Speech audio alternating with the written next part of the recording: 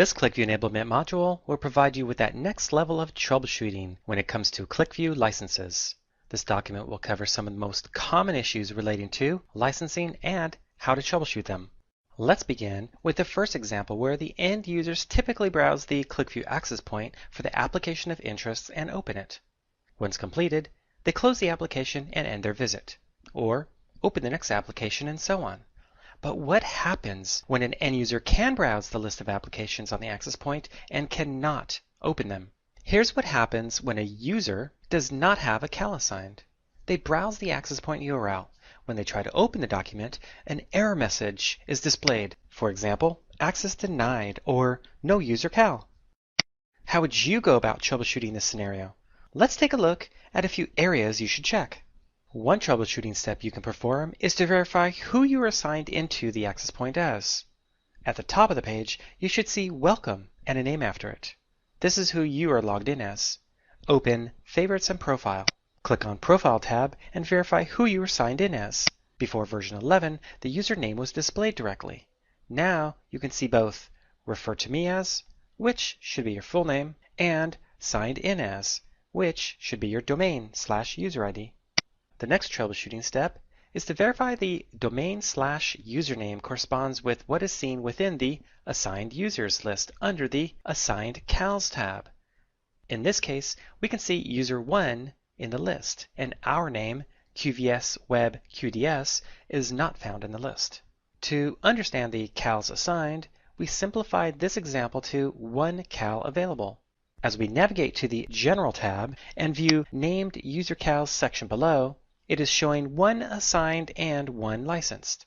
So, user 1 already took the user cal.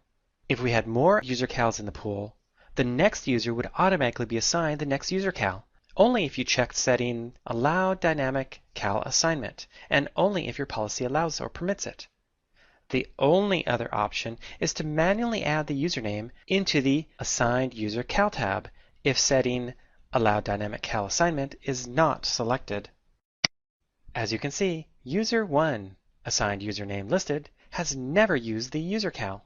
I can state this because there is no timestamp for user 1 in column Last Used Timestamp. So, we can remove the user cal from user 1 without placing user 1 into quarantine status. To remove the user cal, press the red X and press Apply. Now, there is one user cal available again, based on our example of setting only one user cal to begin with.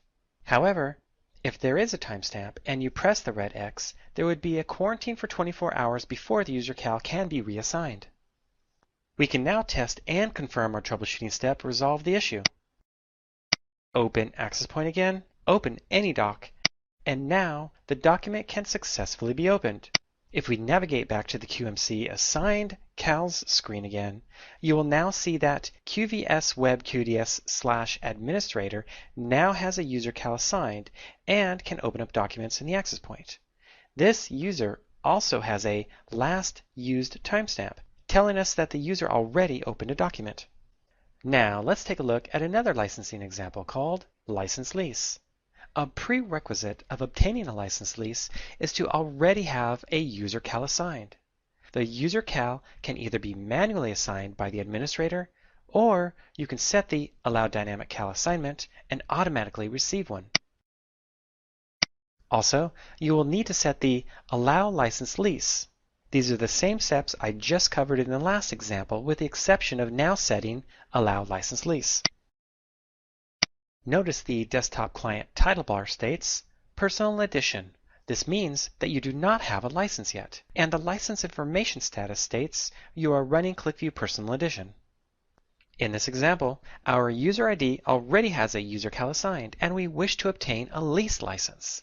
Here's the correct sequence to lease a license in desktop from a ClickView server. Select Open in Server and choose a QVW file to open. Important note to listen to. Standard procedure is that lease license is valid for one user on one machine, and the lease license is not movable between users and/or machines. So remember, Allow License Lease option needs to be checked in QMC. If we open the Start page, we can see that you are now leasing a license by looking at the two locations. One is the title bar, which says, "You are currently leasing a license," and "Using licensed lease from server." Now, we can verify this user was issued a lease license in QMC. If we click on the History tab, it will clearly show which users have successfully leased a license. In this case, my domain/my user leased a license from my machine, which is uniquely identified with a UUID location under the Machine ID column. In summary, reviewing this page is a good starting point when troubleshooting lease license issues, as it would show which user leased from which machine and when the last time it was successfully accomplished. Also, make sure that the user has already obtained a user cal and you already set Allow License Lease. Another scenario you should be aware of is when desktop users are trying to lease a license from ClickView server running a test license. The procedure to obtain a lease license is the same as we just showed you in the last example. Open a document and you should get a license lease. But that just doesn't happen. Documents can be opened, but ClickView Desktop remains unlicensed. It says Personal Edition, as you can see from the start page. Why is this happening? Let's take a look at the ClickView license details in QMC. As the ClickView test server does not permit license lease, and therefore we do not get a leased license, although a user cal is assigned and all other settings are correct. In summary, when there is a problem with leasing a license, either Allow Dynamic Cal Assignment isn't checked with a license that does permit license lease, or the user tries to lease from several Windows machines as mentioned before. A good starting point when troubleshooting any license-related issue is to read through the ClickView Server Reference Manual, Part 5 Licensing, where you'll get the basic information about ClickView licensing.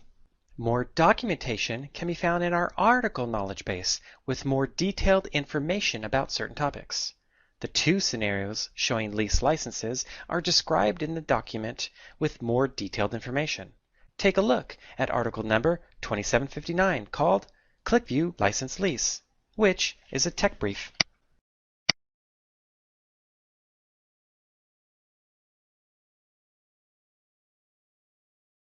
As a reminder, when you run into licensing issues for users wanting to access your documents from the access point, a great way to troubleshoot these issues is to understand the licensing model and all of the components involved. A great starting point is to read through the ClickView Server Reference Manual Part 5 Licensing and search the article knowledge base. As mentioned before, check out article 2759 called ClickView License Leasing, a tech brief. A few additional tools and resources you can use include the ClickView Help menu by pressing the F1 key while ClickView Desktop is open. Also, you can view the release notes, reference manuals, article knowledge base, and Click Community.